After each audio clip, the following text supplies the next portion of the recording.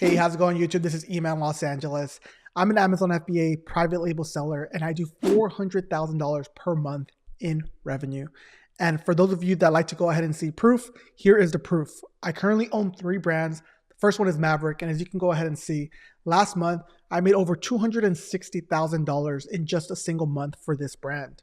The other brand here is Eman Los Angeles brand, which is factory lace. A lot of content on this YouTube channel is based on this actual product. As you can see, month to date, we still have 5 to 6 days left in the month, and this has pulled in $60,000 in revenue. And last brand here, which is Relax Support, which is a lumbar support pillow. Again, month to date, still 5 to 6 days left, $50,000 in revenue. So as you can see, around $400,000 when it's all said and done at the end of the month, we'll be making per month with Amazon FBA. And again, these are crazy numbers. I've been doing Amazon FBA for 6 years now, since 2018, and a lot has changed. But in this video, I hope that regardless if you haven't started Amazon FBA but are interested, if you dipped your toes with a couple products and they haven't been successful, or maybe if you are a successful $1 million per year in revenue seller and want to break through, I hope this video is helpful for everybody, because I've done a lot of things in my business, a lot of pitfalls, and there's still a lot of room to grow as well. So in this video, I'm going to basically be an open book, and hopefully you get value regardless of what stage at Amazon FBA you are at. But one of the big pitfalls that I see a lot is people focus on that revenue number. People are going to see $400,000 and seem like that is what I take home, when in reality, e-commerce is very thin margins. From these $400,000 now, I probably only make around 15% of that. And that's because there's a lot more expenses as far as going ahead and scaling to this type of level. But I remember back when I first got started in 2018, I was probably experiencing right around 30 to 35% profit margin because I didn't have a team behind me. And going back to 2018, my very first product was a shoe cleaner. And at that point, my brand was actually called Deadstock. And I got into some trademark issues. I had to go ahead and hire some lawyers. That's a different video. I'll go ahead and pin it over here or wherever YouTube goes ahead and allows me to go ahead and do it, explaining a little bit more. But I had to go ahead and pivot to Factory Lace as a brand name back in 2021 because of those trademark issues. But lucky for me, my very first product on Amazon, quote unquote, hit. Right? And what do I mean by hit? It actually became profitable very early on of me going ahead and selling this actual product on Amazon, which I've tried different types of products and they have failed in the past. For instance, I'm very open that I came out with a blackhead remover right after going ahead and launching this shoe cleaner brand, and it failed. I also came out with a men's moisturizer. It failed. A men's eye cream, and it failed. And it got me to thinking, like, why did I go ahead and try and basically cast this net of different types of products that I might not have knowledge in, where I had a good moneymaker going with shoe cleaner, right? And that brings me on to this actual point here. You're going to be successful with your product if you really understand your target market.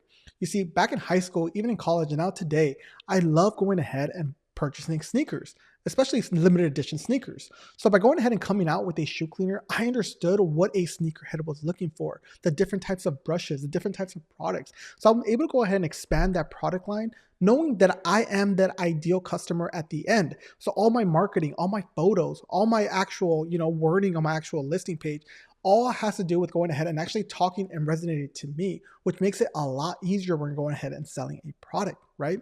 So instead of going ahead and coming out with different types of niches and different types of target markets for different products, I decided to go ahead and focus on shoe cleaners, right? So expanding my product line that was already working. But product selection and product expansion is just the first hurdle that you have with Amazon FBA. After that, you come up with the biggest hurdle where I feel like a lot of Amazon FBA sellers fail, and that's because of cash flow issues. Because as you know, sometimes Amazon does delay your payments. And if they delay your payments, how are you supposed to order more of your inventory? How are you supposed to expand if you don't have that money? So again, being able to balance the P&L sheet and being able to know that you have money in reserve to be able to go ahead and launch new products is very, very important. And if you don't, you're going to fail with Amazon FBA, because the name of the game to try and get the most revenue and the most profit and scaling out, you need to have money to invest into actual products. So again, being able to keep a day job, right? Don't go all in on Amazon FBA if you don't need to. Because the other subsequential thing that you could do is take out loans or max out credit card. And that's something that at the end of the day, if it doesn't work out, you're still stuck going ahead and owing that money. So again, being able to reinvest and having maybe a job secured is going to be very, very pivotal as far as being successful with Amazon FBA, because you need this cash flow constantly with Amazon FBA. And after you get past those two, product selection, product expansion, and cash flow issues, the next biggest step for me that took my business to the next level is really honing in your skills. As I talked about before, I was my target market, but at the end of the day, I still looked at competitors. What are they doing right? What are they doing wrong? How can I improve on this actual product? How can I make my copy better than theirs? And by copy, I mean, how do I make my listing more compelling to go ahead and purchase? The more analytical you are when it comes to Amazon FBA, the more successful you're going to be, because you're able to track every single type of metric, right? Especially when it comes to traffic, conversion, going ahead and actually making a sale to the end consumer. And the great thing about Amazon FBA is that if you hone down those three systems, being able to do product selection, being able to not run out of stock and maintain healthy cash flow, and being able to understand metrics and Amazon PPC, you're well on your way to getting $1 million in revenue per year. And the great thing about that is that you're still a one-man team, which means that you can get 20 to 30% profit margin based on doing that $1 million in revenue, because you don't have to do TikTok. You don't have to do social media on Instagram. You don't have to do other things, because your ecosystem is still Amazon FBA. And there's proof to that. I purchased my first business in 2022 called Maverick, and that business was generating right around $24,000 in revenue per month. Right? And I was able to go ahead and scale that to $100,000 in revenue within the first 3 to 4 months by just implementing these systems that I'm talking about in this video. But subsequently, I feel like that's where I hit my plateau for 2 years, because I would spend hours, and I mean countless hours per week, doing Amazon PPC. And if you look back at my YouTube videos, one of the most successful ones are discussing Amazon PPC and different strategies with sponsored brands, sponsored products, sponsored displays, driving traffic outside of Amazon to Amazon. And that's when this year I started reading a little bit more books. And my favorite one was this book called Buy Back Your Time. If you guys are interested, I'll go ahead and link it down below. But basically, it's understanding where you're going ahead and spending most of your time on and just outsourcing that. Because if somebody is willing to go ahead and do 80% of what you do, meaning that if I think I'm going ahead and giving 100% to Amazon PPC, if I can hire someone, even if they're 80%, it's better than me going ahead and dedicating all my time to that, because my job is to grow the business, not to go ahead and be in my business, right? And I've heard that for many, many years. And I've read a lot of books or went ahead and watched a lot of YouTube videos with people explaining this, but I didn't really give it much thought. But when I got to sitting down and I was spending countless hours on Amazon PPC, I knew that I needed to go ahead and do this.